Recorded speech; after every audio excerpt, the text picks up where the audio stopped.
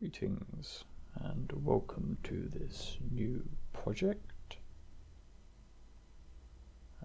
Specifically, this is a commentated roleplay for Baldur's Gate 1, the Enhanced Edition. In addition, it is noteworthy that I shall be using the SCS mod, that is the Sword Coast Stratagems mod for this roleplay. So, I have taken the liberty of constructing our character. The name of this character is Frederick Hawthorne. As we can see, this is the portrait that has been selected.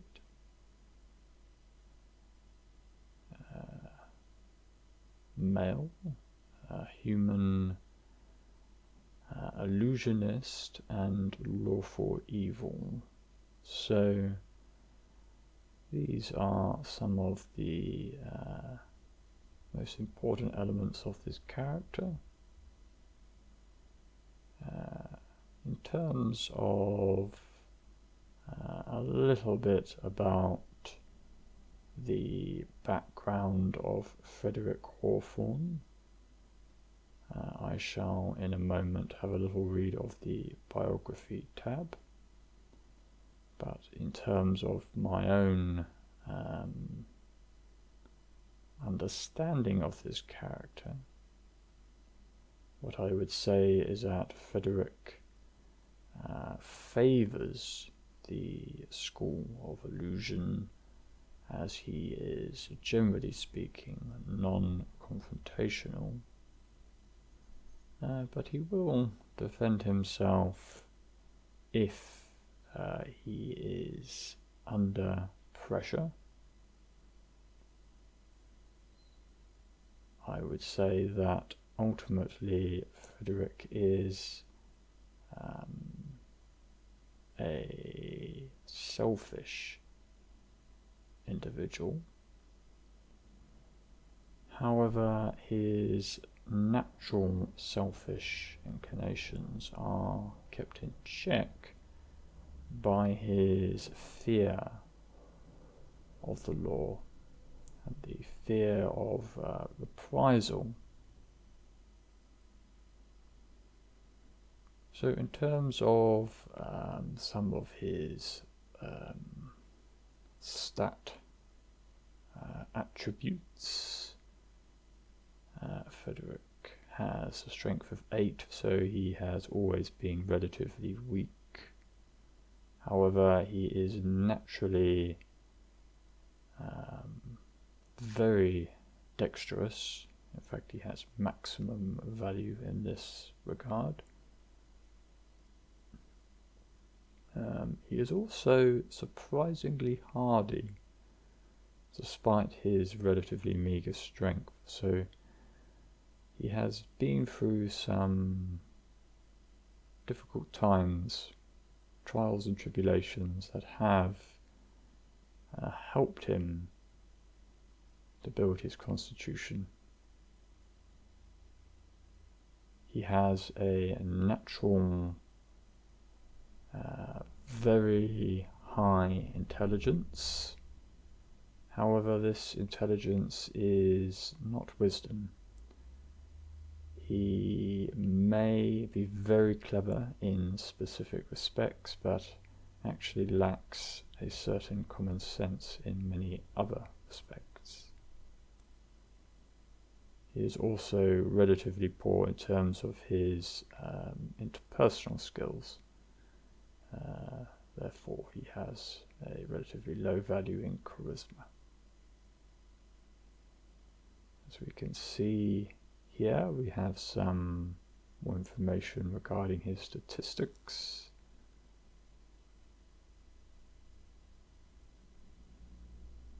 If we scroll down, we can see that Frederick does have a proficiency in dagger, although I would stress that the use of said dagger is only in the most dire of circumstances to defend himself. Rarely would Frederick consider using his dagger.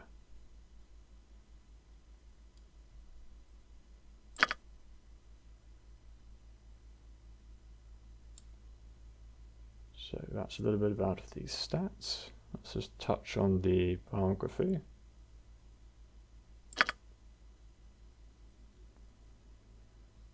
Inspired by your foster father's knowledge of the magical arts, you have made especially productive use of your library home. You have pored over the vast, if often inaccessible, treasury of magic lore, and learned as much as you can. Gorion has been kind enough to instruct you in the basics, but he seems a touch overly concerned about your safety. You know, however, that experience could teach you so much more, and you yearn to travel as a journeyman mage. You know little of how you came to be a ward of Gorion's, but over the years you have gleaned something of your mother's tale from his vague allusions and from the words he sometimes uttered in tear-filled sleep. She was a human from a silvery moon, and a friend of his for many seasons. As you have no memory of her, nor any keepsakes to remind you of her existence, you have come to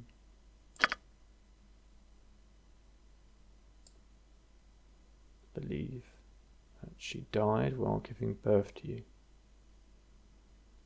Perhaps it was the pain of such a parting that led Gorion to cloister himself within the narrow halls of Candlekeep and raise you as his own. Of your father you have learned nothing.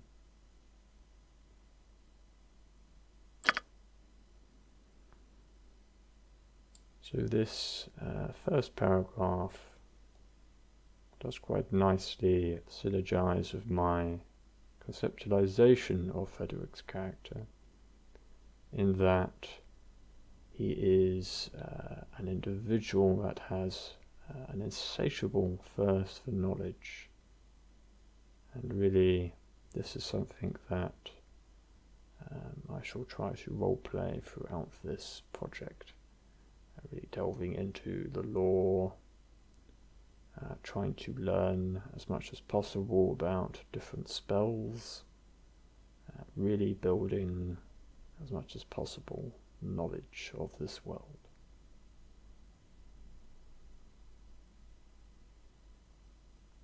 So, just a brief look at the other tabs.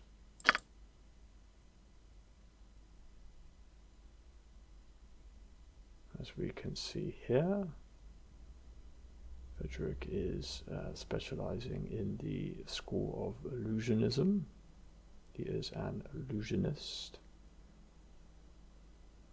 He generally attempts to confuse and mislead any who threaten him, rather than to use more destructive forms of magic or attack.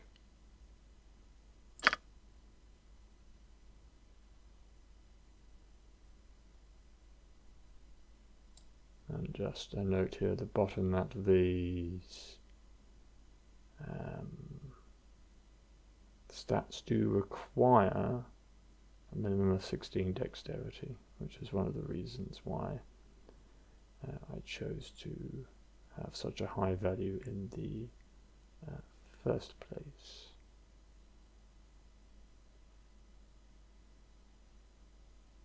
combat stats.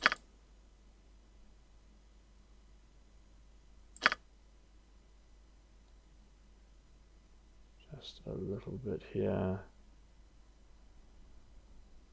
to show.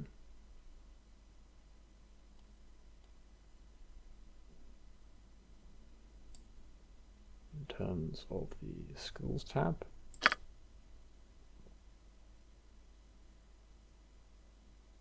a law of 13 and an average reputation in the area to a value of 9. And abilities tab finally.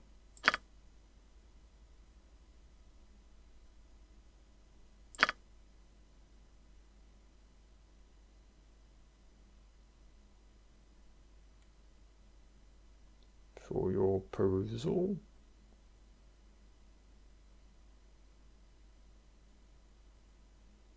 Very good.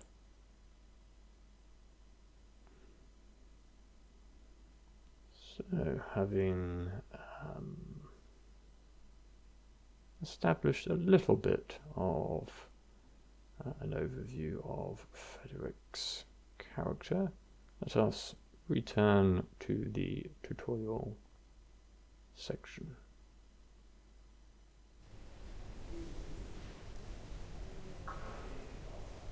My next topic is on how to differentiate enemies from people you want to talk to. Enemies have red circles. People you want to talk to have blue circles. Very good. Thank you, Baldur.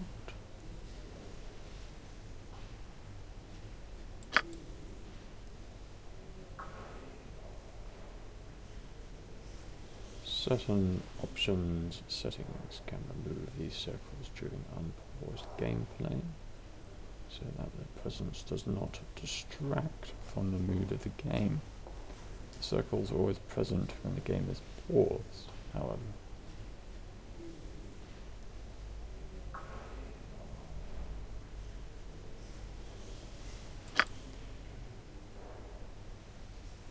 Interaction with NPCs defaults to talk for neutral targets and attack for hostile ones. Talk to neutral characters identified by blue circles by left clicking on them.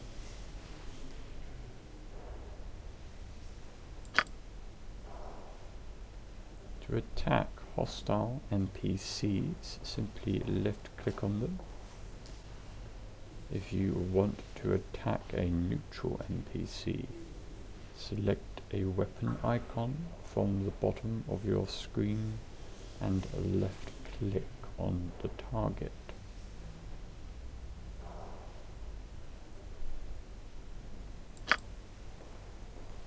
Let's test this out now.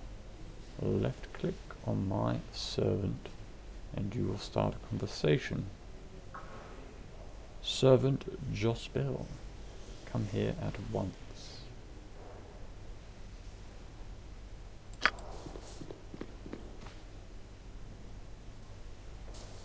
Okay.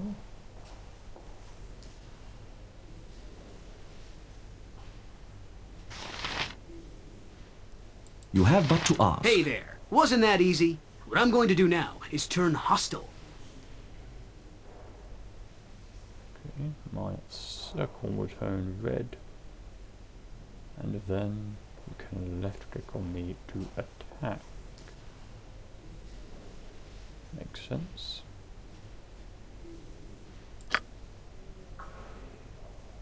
Alright then, let's go. Hit me if you can.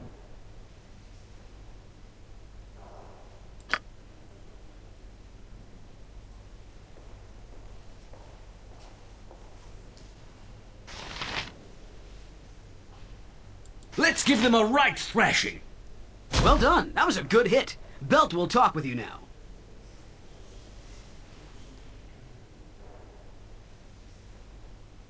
Very good.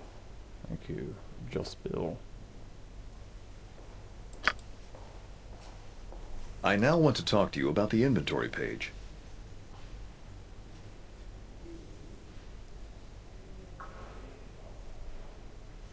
good, Belt. Continue. You can look at your infantry page by right-clicking on your character portrait or by pressing the backpack icon on the left side of the screen. Okay. Take a quick look at your inventory page. To get out of your inventory page, simply press the Return to Game button at the top left of your screen.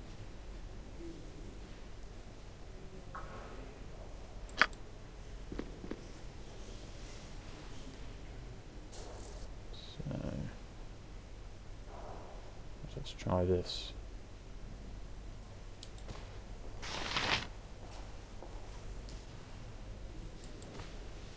Equip items by placing them in the appropriate slots around your character on the inventory page. Not sure I've quite got that yet.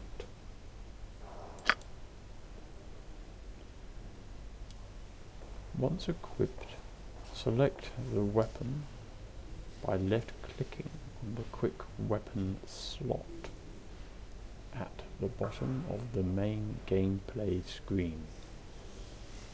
A green box will appear around the weapon that is in your character's hands. An orange box indicates combat mode. I'm going to give you a weapon now. I want you to try to equip it.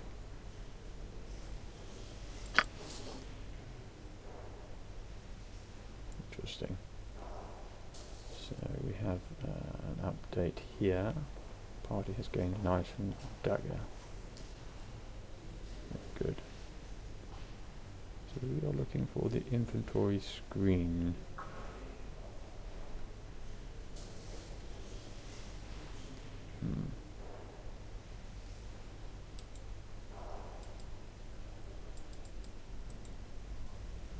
Okay. Let's try this.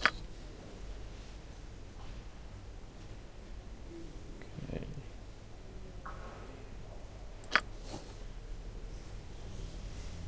So, right click on character. Very good.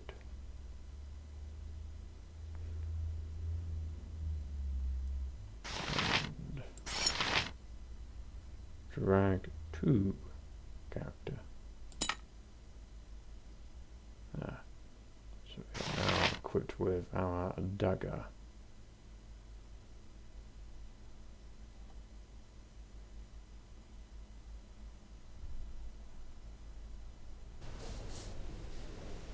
Good job. It's time for us to go upstairs now. If you move your cursor over to the stairs, you'll notice that your cursor becomes a stair cursor.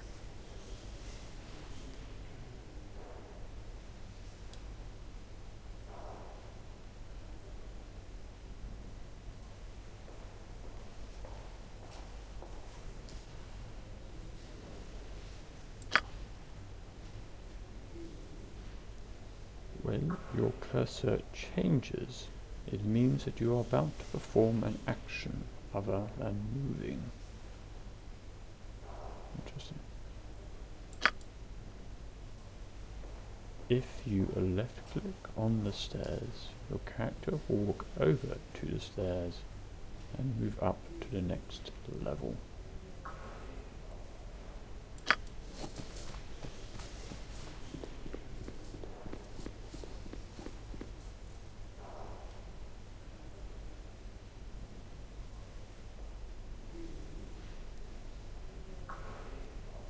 You have but to ask.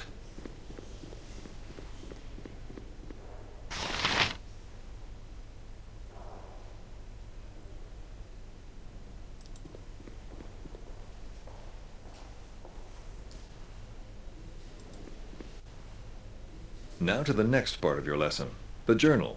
I want you to check your journal. Okay.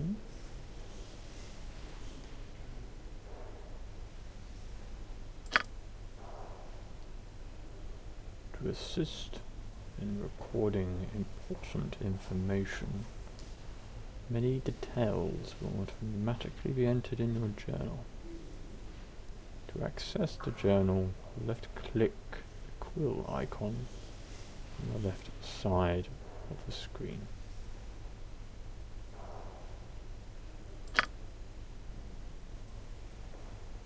Entries are catalogued according to the story chapter in which you encountered them. They are also divided up into quests and main story entries.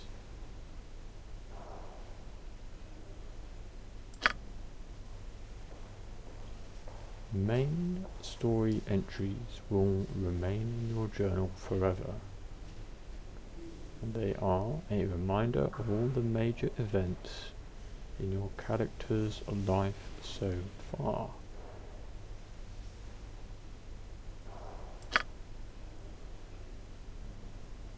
Quest entries are entered in your journal when a quest begins and removed when the quest ends.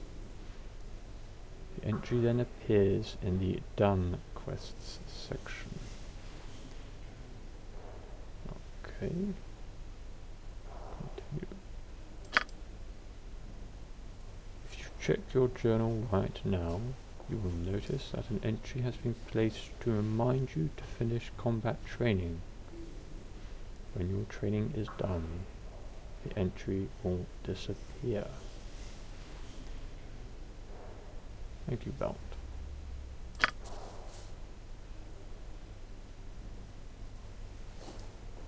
Okay. So, the quill icon. Alright then, now your first combat lesson. My combat teacher, Brevin, is going to be coming right up the stairs. I want you to hit him, and then check your journal.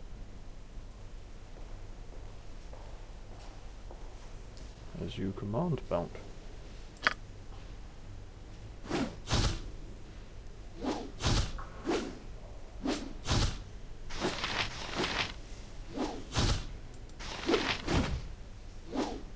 Good job. I want you to check your journal and see how it has been updated. Check both the quests and journal buttons, as they will contain different kinds of information.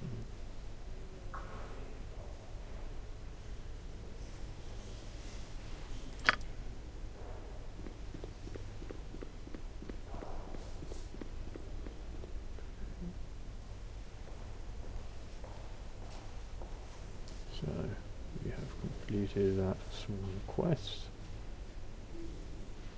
Now I want you to check your map screen. To access it, left click the map icon second from the top on the left side of your screen. This will show a view of the area you are currently in.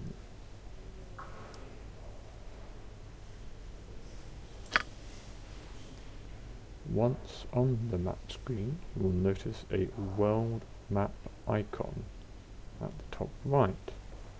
Left-clicking this will take you to the world map, which displays all of the game areas you currently know about.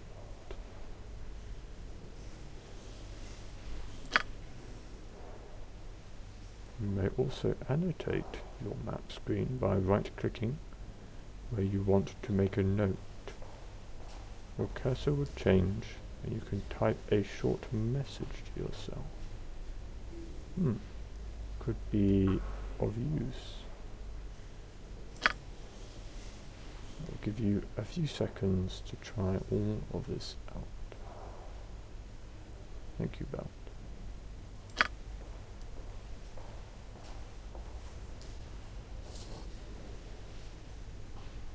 Okay.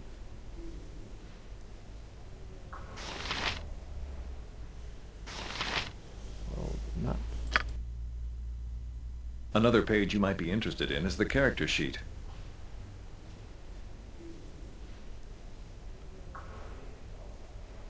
This can be accessed by left-clicking on the head icon on the left side of the screen.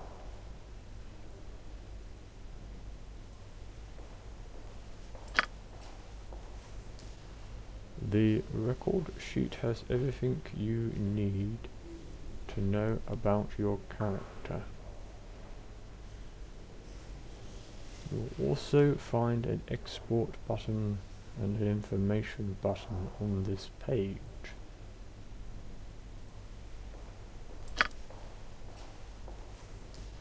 The export button will export your character for use in a new game. This is not a save game, but rather a way of transferring a favorite character from game to game. Interesting to know. The information screen shows your character's history and combat statistics. Thank you, Belt.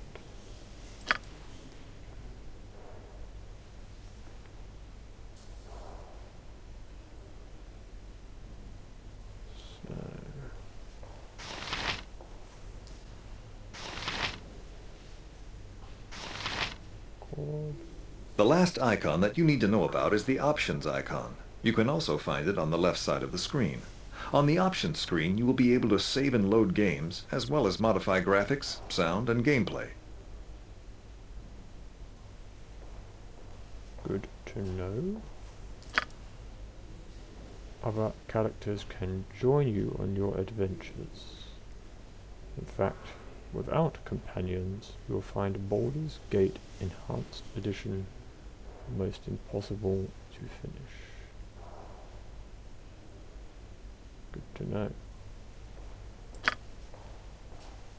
I will now introduce you to Zan, an elven mage. He will join your party and then show you how to memorize and cast spells. This will be most useful.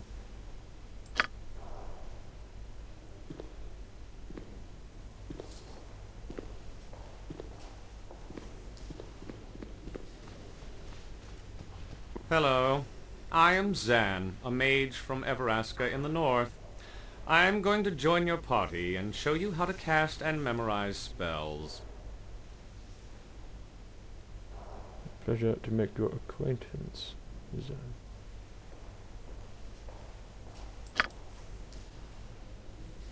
My first lesson for you is on how to cast spells. Very good. Pray continue, Zan. Select My Zan's Cast Spell button. Choose a spell and a left click on your target. My Cast Spell button is the spell icon on the bottom of the screen. You need to have me, Zan, selected for you to have access to my spells. Okay.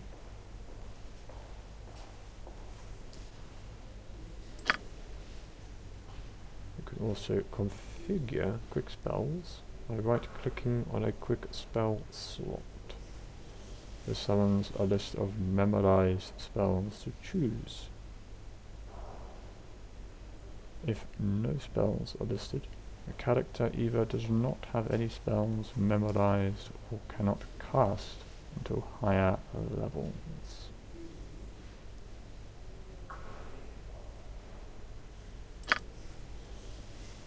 To cast the quick spell, left click on the appropriate quick spell slot and then select your target. This will take a bit of getting used to. I want you to try to cast a spell now. Select a spell, any spell I should say, in my repertoire and cast it on Belt. Poor Belt. I believe this may be a prudent moment to just take pause and conclude this initial episode, as we are nearing or have passed the 30-minute mark. I believe that we have established in this initial episode, setting up, introducing Frederick Hawthorne here, and just a little bit about his character. And we have started the tutorial section and shall continue this section in the next episode, beginning with learning how to cast spells. Thank you for joining me, and I shall see you in the next episode. Goodbye now.